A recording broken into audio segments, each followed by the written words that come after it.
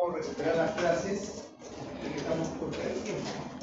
Aunque, como he dicho, el aparato respiratorio son 3 clases, el sistema digestivo son 3 clases, de forma virtual también podemos ir avanzando. Bien, el día de hoy vamos a tocar el tema de fisiología de aparato reproductor masculino. Esos son los objetivos: enumerar las hormonas principales secretadas por las células de Leydig y las células de Sertoli en los testículos, describir los pasos de la espermatogénesis, describir los mecanismos que generan la erección y eyaculación, distinguir la estructura general de la testosterona y describir su biosíntesis, transporte, metabolismo y acción, ¿no? Y describir los procesos que intervienen en la regulación, ¿no?, de la secreción de testosterona. Bien, aquí un breve recordaris sobre la estructura, ¿no es cierto?, del aparato reproductor masculino. Tenemos a nivel de los testículos una serie de conductos que vienen a ser los túbulos seminíferos, ¿no es cierto?, los cuales a ambos extremos van a llegar hacia la región del epidídimo. Y vemos que en la región del epidídimo van a...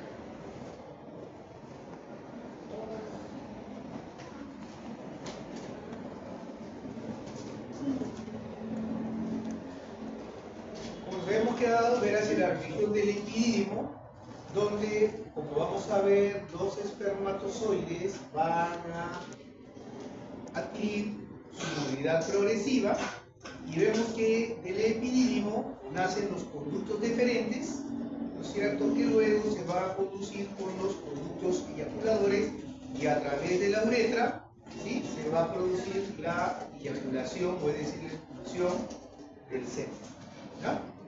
Acá vemos, ¿no es cierto?, un testículo, vemos los septa, vemos la túnica albúgena, vemos los túbulos seminíferos y esta red testicular, como hemos visto, los conductos deferentes, ¿no es cierto?, que salen a través de la cola del epidídimo. Bien, vamos a ver, ¿no es cierto?, que a nivel de los túbulos seminíferos vamos a encontrar una barrera hematotesticular, ¿ya? Y esta barrera hematotesticular va a estar constituida ¿por quién? Por las células de Sertoli, por los espermatogonios, que vienen a ser las células germinales primitivas, y van a estar en contacto con la luz de los túbulos seminíferos, donde hay un líquido tubular que tiene una concentración muy distinta a la del plasma, porque va a estar constituida principalmente por andrógenos, por estrógenos, por potasio, ¿sí? A manera de resumen, vamos a ver que esta barrera hematotesticular cumple la siguiente función: protege a las células germinativas de agentes nocivos que pueden ser transmitidos por vía hematógena, ¿sí? O sea, su principal función es proteger a las células germinativas de agentes nocivos que pueden llegar a través de la circulación sistémica. Pero por otro lado, también protege al organismo de reacciones autoinmunes, es decir, evita la penetración de productos antigénicos de la división y maduración de las células germinativas a la circulación. O sea, cumple una función de protección tanto de las células germinativas como también protege al organismo de una reacción autoinmune si es que productos antigénicos, que son producto de la división y maduración de los espermatozoides, llegan a la circulación general. Y por otro lado también genera un gradiente osmótico que facilita el desplazamiento del líquido a la luz tubular. Aquí vemos, ¿no es cierto?, un cuadro mucho más detallado. Vemos aquí a este nivel la lámina basal, y nosotros estamos a nivel del túbulo seminífero. Vemos acá la lámina basal, ¿sí? Aquí vemos las células de Sertoli, ¿no es cierto?, en relación con las espermatogonias, que vienen a ser las células germinales primitivas, a partir de las cuales se van a formar los espermatozoides, ¿no es cierto?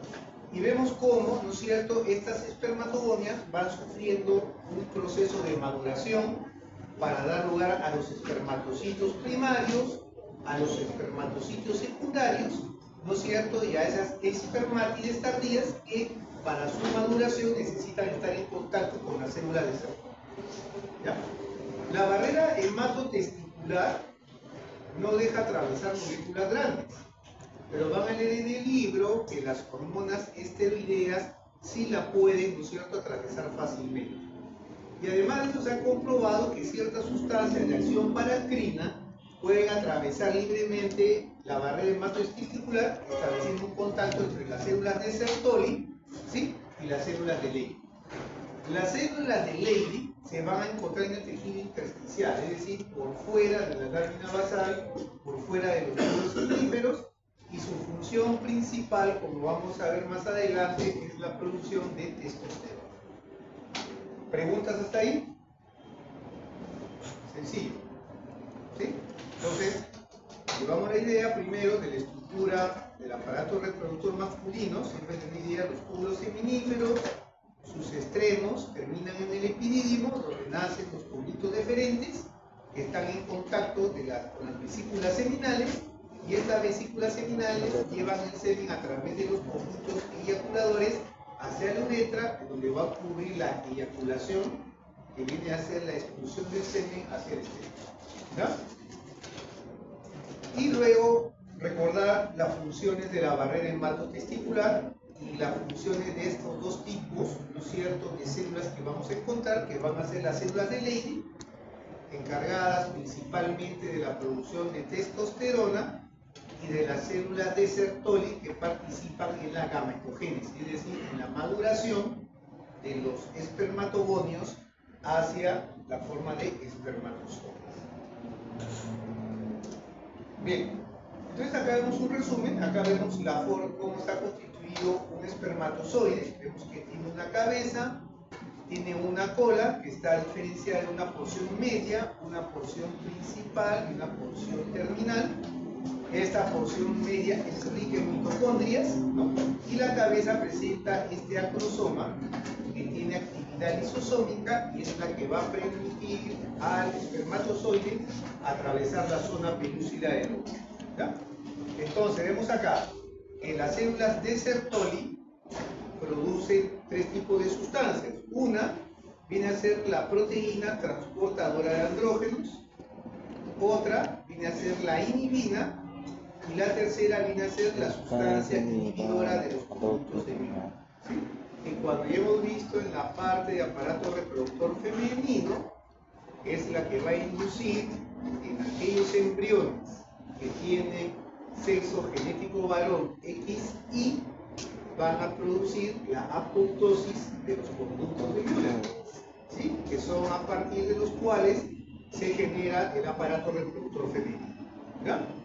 Luego tenemos acá que la FSH y los andrógenos conservan la función gametógena de los testículos, y la LH incrementa la acción de concentración de andrógenos en los testículos. En otras palabras, la FSH tiene una acción principalmente sobre las células de Sertoli, ¿sí?, participando en la gametogénesis, y la LH incrementa la acción de los andrógenos en los testículos, es decir, fomenta a través de la célula de Leydig, ¿no es cierto?, la formación de testosterona. ¿Ya? Y vamos a ver, ¿no es cierto?, que dentro de la espermatogénesis, como hemos dicho, hay fases. Tenemos las células germinativas primitivas, que son los espermatogonios. Pasamos al espermatocito primario. Es en el espermatocito primario que se inicia la división meiótica, ¿ya?, para dar lugar al espermatocito secundario. Se forman las espermátides, y esas espermátides son las que entran en contacto con las células de Sertoli para llevar el proceso de maduración. ¿Qué me interesa saber en esta parte? Primero, ¿no es cierto?, que a nivel del epidídimo, los espermatozoides experimentan un fenómeno de movilidad progresiva, es decir, es a nivel del epidídimo donde los espermatozoides van a adquirir su capacidad de desplazamiento anterógrada, es decir, de moverse hacia adelante. Los espermatozoides nunca se mueven hacia atrás, siempre van hacia adelante. ¿Ya? Y a nivel de las trompas es donde ocurre la capacitación. Es decir, hay un mejoramiento de la movilidad, ¿sí? Y también hay una actividad a nivel del acrosoma, hay una activación del acrosoma que va a permitir la penetración de la zona penosa. ¿Sí? La movilidad de los espermatozoides cuando quedan en el libro va a estar también mediada por un grupo de proteínas que son canales de calcio pendientes de alcalinidad, ¿sí? Que cuando el espermatozoide pasa del pH ácido vaginal hacia el uterino, ¿sí? Favorece su movilidad. ¿Ya? Pero eso está en el libro bastante sencillo. ¿Qué me interesa que sepan de acá? Del semen, ¿no es cierto? El líquido seminal se forma en las vesículas seminales, esta es su composición. ¿Ya? De acá quiero resaltar que aproximadamente el promedio, el volumen de semen en una primera eyaculación en el varón es de 2.5 a 3.5 mililitros. Pero lógicamente este volumen va disminuyendo con las eyaculaciones subsecuentes. Otra particularidad es el número normal de espermatozoides, ¿no es cierto?, que se considera normal en el semen, que debe ser más de 100 millones de espermatozoides por mililitro. ¿Ya? Cuando tenemos un recuento entre 20 a 40 millones, consideramos que el 50% de estos varones van a ser infértiles y el otro 50% no. Pero si el recuento de espermatozoides es menor de 20 millones, se considera que este varón es infértil. Ahora, no solamente hay que tener en consideración el número de espermatozoides por mililitro, sino también la movilidad, ¿no es cierto? Y las malformaciones que pueden presentar estos espermatozoides. Y otra cosa que nos podemos llevar a la idea acá es de que en la composición del semen vamos a ver que hay fructosa, que constituye el principal sustrato energético para el espermatozoide. ¿Ya? Viene a ser la fructosa. Bien, luego vamos a hablar, ¿no es cierto?, de lo que viene a ser la erección y que viene a ser la eyaculación. La erección del pene en el varón va a estar mediado por nervios esplánicos pélvicos que están constituidos principalmente por fibras parasimpáticas que liberan acetilcolina y péptido intestinal vasoactivo. Pero también va a haber fibras no parasimpáticas que liberan óxido nítrico. Entonces, dice que el óxido nítrico, por acción de una fosfodiesterasa, va a aumentar las concentraciones del guanidinosin monofosfato cíclico que constituye en un potente vasodilatador. ¿Ya? Es decir, la parte inicial de la erección va a estar dada por la vasodilatación de las arteriolas del pene. Pero luego, estas arteriolas dilatadas comprimen, ¿no es cierto?, los cuerpos cavernosos del pene, es decir, cierra el retorno venoso, y es precisamente esta compresión sobre los senos cavernosos, que son venas, lo que mantienen la turgencia, es decir, lo que mantiene la erección del pene. ¿Ya? Luego, en cuanto a la eyaculación, va a haber dos fases. La eyaculación va a estar constituida por una fase de emisión y por una fase de expulsión. ¿Ya? La eyaculación se conoce como la expulsión, ¿no es cierto?, del semen fuera de la uretra al momento del orgasmo. Viene precedida por la emisión, que es la salida del semen a la uretra. Intervienen fibras aferentes provenientes de los nervios pudendos internos. La emisión es una respuesta simpática a través de los nervios hipográficos, y la eyaculación se produce por la contracción del músculo bulbocavernoso. Entonces debemos diferenciar los mecanismos de erección, que están mediados principalmente por fibras parasimpáticas, del fenómeno de eyaculación, que está mediado principalmente por fibras simpáticas. Entonces, esta está mediada por los nervios esplánicos pélvicos. Esto va a estar mediada por los nervios pudendos internos. ¿Ya? ¿Preguntas hasta ahí? Bien. Vamos a hablar ahora, ¿no es cierto?, de los aspectos bioquímicos y la síntesis de la testosterona. Y vamos para esto a recordar cuáles son los principales andrógenos que conocen. A ver, Pérez, ¿qué andrógenos conoces hasta ahora? Andrógenos. ¿Qué andrógenos conoces? ¿Qué andrógenos recuerdas?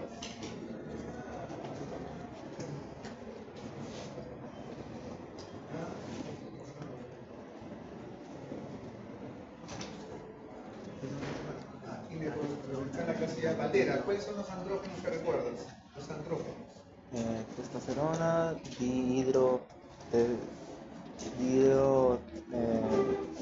testos, Dihidroepiandrosterona sulfato, 1. aldosterona también, ¿Ah? aldosterona, Aldosterona no son andrógenos, es un mineral.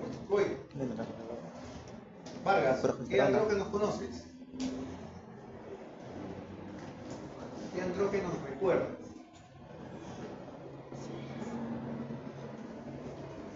Me lo momento hace poco, andrógenos. ¿Cómo se lo nota? Ubillus, ¿cuáles son los andrógenos que recuerdas? De pirandosterona sulfato, ¿cuál otro?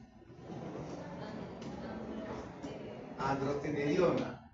¿Y el otro?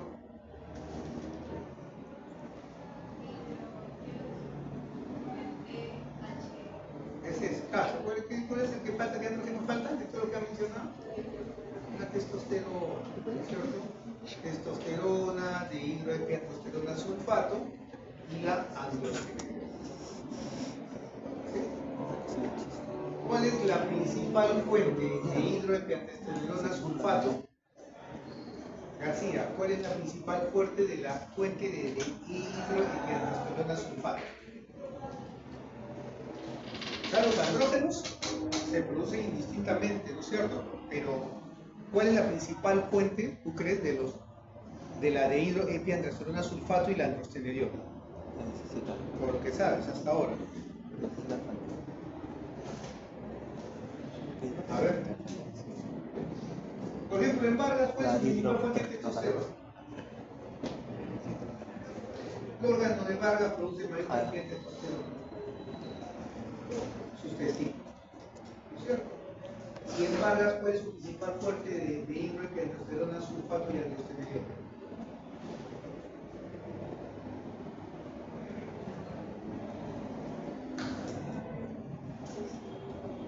Marcelo, ¿cuál sería la principal fuente de hidroepiandrosterona sulfato y androstenediona de Vargas? Folia, de acuerdo con los ciclos que has adquirido. O sea, digo que andrógenos pasan a estrógenos por la acción de la aromatasa en las células de los eritrocitos. Pero ¿cuál es el andrógeno? ¿O es cualquier andrógeno? No sé.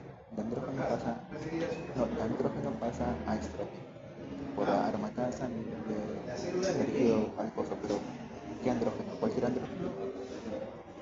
Androstenediona. Vale, ¿cuál sería tu principal fuente de androstenediona, por ejemplo? ¿Ah? Pérez, ¿tú qué dices?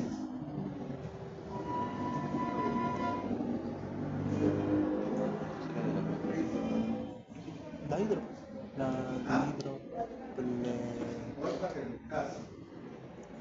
No, pues a ver.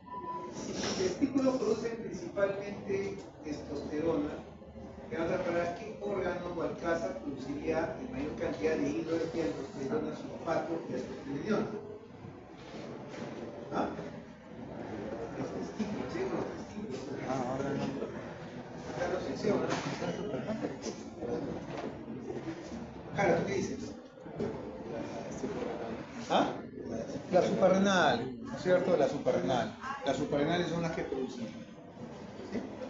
Entonces, la síntesis de la testosterona es solamente una parte ya de lo que hemos visto, ¿no es cierto? Recuerdan cuando vimos las glándulas suprarrenales, ¿no es cierto? Ya hemos visto que el precursor viene a ser el colesterol y a partir del colesterol se formaba la pregnenolona y la progesterona, ¿no? Pero vemos entonces que cuando vimos que glándulas suprarrenales veíamos que de un solo precursor se formaban distintas hormonas porque cada capa, ¿no es cierto?, expresaba enzimas distintas. Y entonces vemos acá que muy similar a la capa reticular de la corteza suprarrenal, los testículos expresan, ¿no es cierto?, 17-20-lasa y 17-alfidroxilasa. ¿Sí? Que me da lugar a la hidrosis pregnenolona, a la hidrosis progesterona. Esto me forma la dihidroepiandrosterona, la androstenediona, y de acá se va a formar la testosterona, que por acción de una 5-alfa reductasa tipo 1 o tipo 2 me va a formar la hidrotestosterona. ¿Sí? Que quiero que recuerden que solamente me conformo que al final el principal producto de los testículos es la testosterona y la dihidrotestosterona. ¿Sí? Eso, con eso ya no vamos a quedar. ¿Ya? Y que la testosterona es convertida a dihidrotestosterona por acción de esta enzima, que es la 5-alfa reductasa tipo 1 o tipo 2. ¿Sí? Bien. Bien, acá solamente que la testosterona es un... ¿Cómo sería la clasificación de la testosterona? ¿En qué grupo de hormonas estaría la testosterona?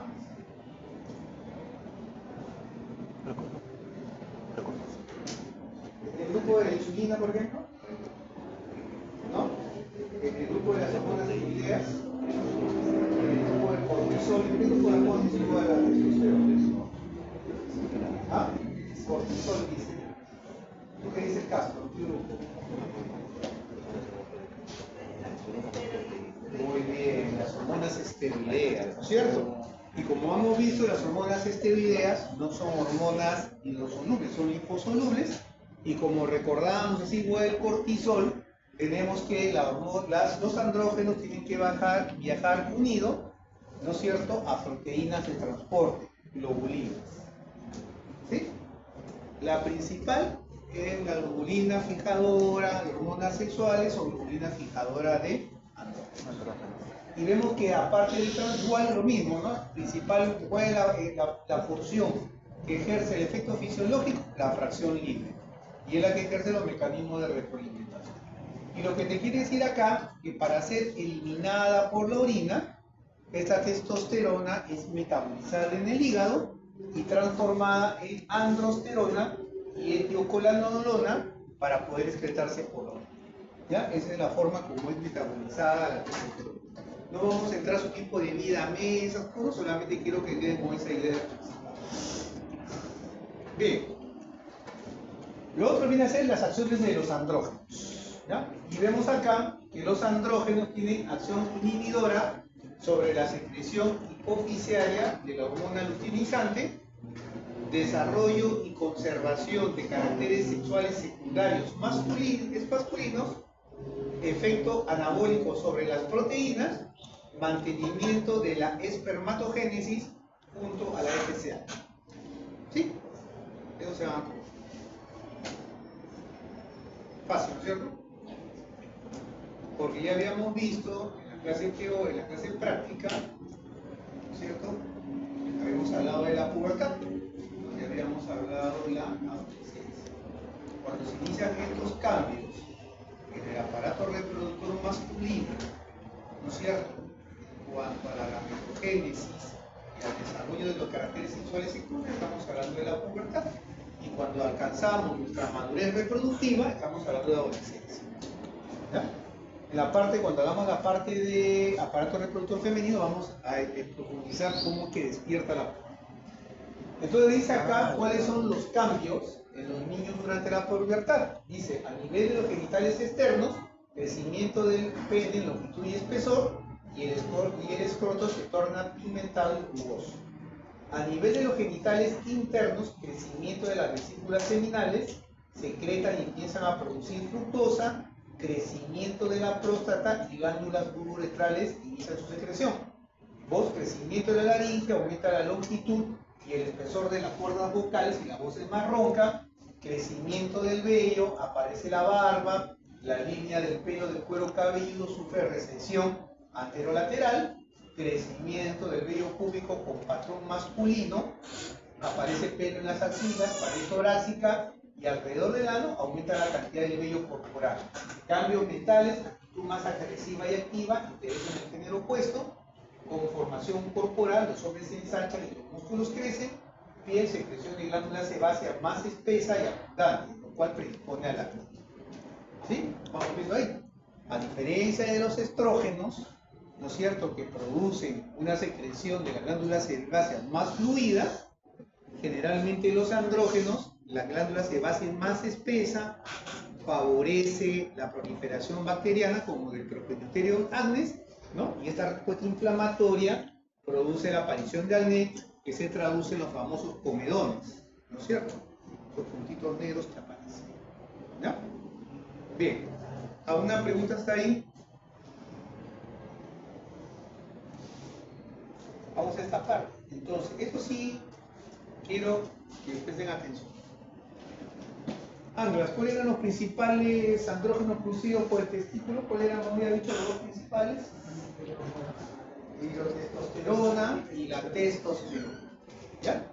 Ahora, ¿cuál es la función de la dihidrotestosterona? Es amplificar la respuesta mediada por la testosterona, o sea, la unión de la dihidrotestosterona con el receptor es mucho más estable que la unión de la testosterona con el receptor, que es más variable y más fluctuante. ¿Ya? Entonces vamos a ver que existen dos tipos de alfa reductasa. La de tipo 1, que media la piel del cuerpo, y la reductasa de tipo 2, la piel genital y la próstata. Cuando veamos la parte de lo que es el aparato reproductor femenino, seguro el día jueves, vamos a hacer la introducción nuevamente, vamos a tocar la parte de la diferenciación sexual. Entonces van a ver ustedes, ¿no es cierto?, que lo que marca la diferenciación, todos, ¿no es cierto?, al inicio hasta la sexta semana, somos mujeres. ¿Cierto, Pérez? Cuando se llama biología, ¿no es cierto? Todas las semanas tenemos una cresta genital diferenciada, ¿no? Y hay dos tipos de sexo genético, ¿no es cierto? Hay un XY y un XY. Entonces los embriones que tienen el cromosoma Y, ¿no es cierto?, van a tener un gen que es el SIR, que permite la expresión de una serie de genes, entre ellos la sustancia inhibidora del conducto de Müller, que va a permitir esta diferenciación. O sea, va a ser que esos primordios, que es el conducto de Bose y el conducto de Müller, en los que tienen el sexo masculino, esta sustancia inhibidora va a producir apoptosis de los conductos de Müller, regresión de los conductos de Müller, y a partir de los conductos de Wolff, el desarrollo de los genitales o del aparato reproductor. ¿Ya? No. Eso ya tiene que tener.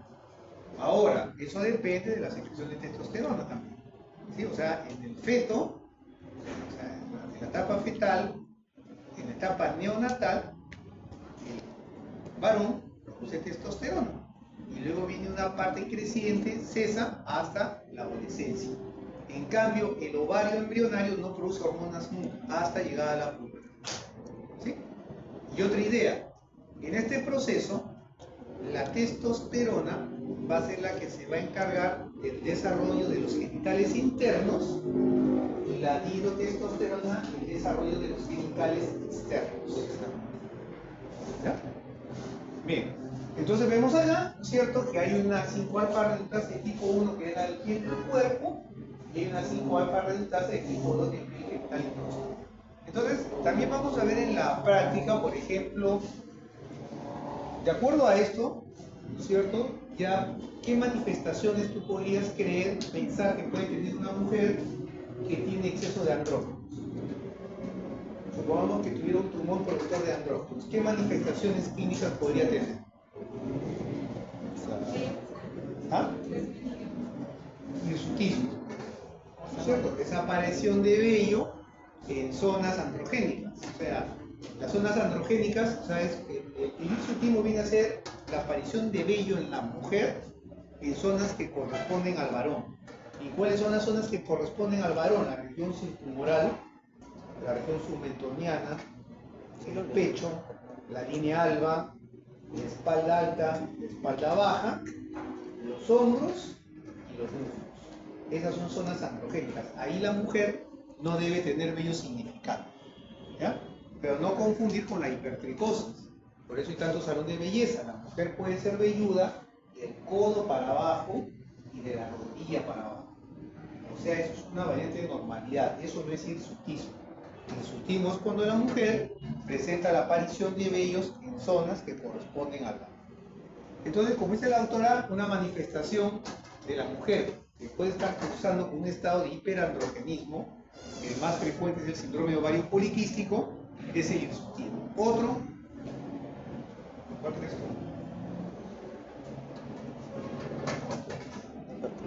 Nunca vean ahí una mujer ido al dermatólogo, ¿no? El acné.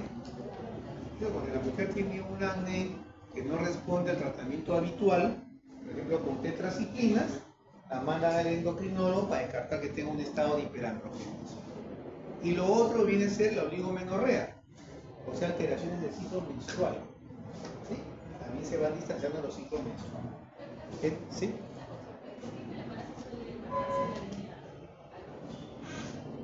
¿Cómo?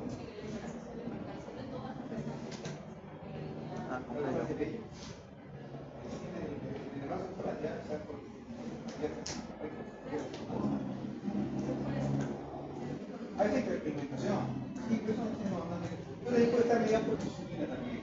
Porque la mujer desarrolla resistencia a la insulina. O sea, durante el embarazo, la mujer desarrolla resistencia a la insulina. Hemos dicho, la placenta. Ahora, cuando has visto aparato reproductor femenino, ¿no es cierto? Has visto que hay una serie de hormonas que produce la placenta para llevar adelante la gestación, entre ellos la progesterona, cortisol, que tiene acción contra insulina. ¿Ya? Pero en este caso, la mujer, pues, si tú tienes una mujer que tiene alteración del ciclo menstrual, que tiene hirsutismo, que tiene acné, tú debes descartar que esté cruzando con andrógenos elevados, sea por un ovario poliquístico, sea por un tumor productor de andrógenos. Pero es bastante frecuente chicas que tienen hirsutismo, pero tú ves, tienen ciclos menstruales regulares. Y cuando tú le dosas los andrógenos, no están elevados. Eso se llama hirsutismo idiopático juvenil, y eso se debe a que estas mujeres, por genética, sobreexpresan a nivel de sus folículos pilosos la 5-alfa reductasa de tipo 1. O sea, tienen concentraciones normales de testosterona, pero a nivel de sus folículos pilosos es convertida a dihidrotestosterona, que tiene una acción más estable, más potente, más prolongada, y te desarrollan hirsutismo aún a pesar de tener valores normales de testosterona. Lógicamente que la solución para estas mujeres solamente es salud de belleza, ¿no? Tendrán que hacer láser, depilaciones, ¿no? Porque ya es un tema constitucional. Acá lo que te quiero explicar, lo que siempre hemos dicho, ¿no es cierto? Se produce la testosterona. Esta testosterona a nivel de la célula blanco, estamos hablando a nivel del testículo, por acción de la 5-alfa reductasa se convierte en dihidrotestosterona. Esta dihidrotestosterona, al ser una hormona esteroidea, ya recuerdan, tiene receptores nucleares. Son factores de transcripción, se une a su receptor, ¿no es cierto? Migra hacia el núcleo y se produce una respuesta. Regulación de las gonadotropinas, espermatogénesis, diferenciación sexual, estimulación de las estructuras de Wolff, virilización, llegamos a la maduración sexual en la pubertad. ¿Sí? Lo que yo quiero acá, lo que se van a aprender, siempre en mi idea, cuáles son las funciones de la testosterona y cuáles son sus mecanismos de retroalimentación. ¿Preguntas hasta ahí? Acá viene a ser como viene a ser la regulación de la función testicular, ¿no es cierto? Entonces vemos acá, tenemos el hipotálamo, tenemos la hipófisis, tenemos los testículos, las células del Graidi, ¿no es cierto? Y las células del Sertoli. Entonces vemos acá que esta hormona liberadora de gonadotropinas estimula a la FSH, estimula a la hipófisis a la producción de la FSH y de la LH. ¿Ya? Vemos acá que la LH estimula a las células de Leydig, ¿no es cierto?, las cuales producen testosterona, Y esta testosterona tiene un efecto inhibitorio, algo de lo que hemos visto más de una vez, sobre la secreción de LH y sobre la secreción de hormona liberadora de gonadotropina. Más la testosterona no tiene efecto inhibitorio sobre la FSH. La testosterona solamente te inhibe la producción de LH por parte del hipófisis. ¿Ya?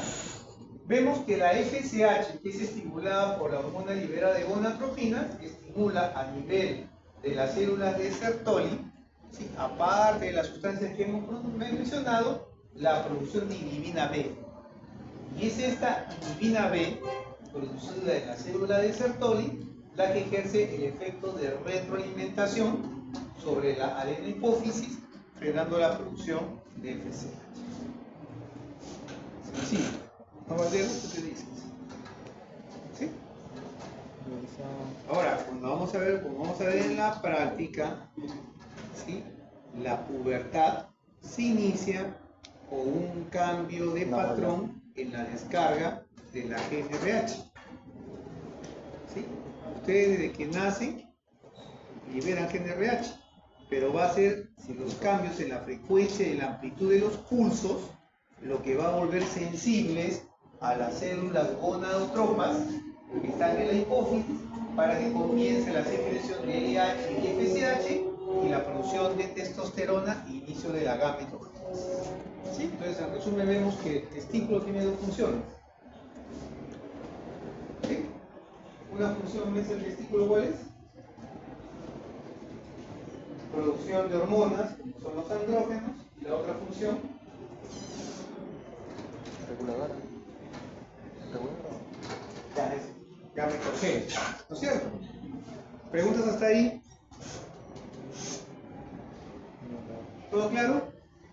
¿Sí? ¿Fácil? ¿Qué dices tú, Acelio? ¿Fácil? Para el jueves. Fácil. ¿Qué pasa con la inhibina? ¿Qué efecto piensas que tiene ahí? Porque mucho la inhibina. Pero este no cuadra. ¿Qué efecto tiene la inhibina?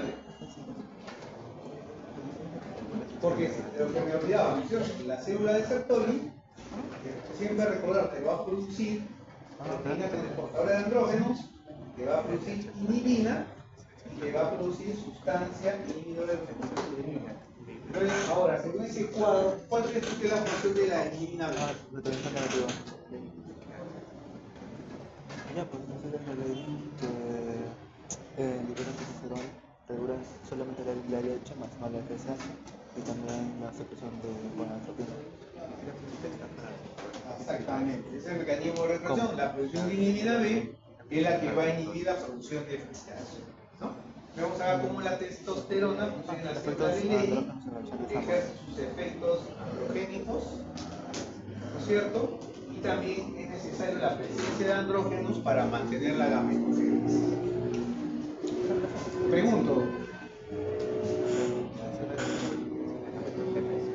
No se lo vamos a ver en la parte de lo que toca. ¿Preguntas hasta ahí? Sí, porque aparte ambos ayudan para lo que es. Nosotros vamos a dar esta clase bastante corta. Las células que no tiempo para prepararse, ya generan testosterona y las de ese receptor y receptor. Y ahí viene ya receptor antes de irse. Claro,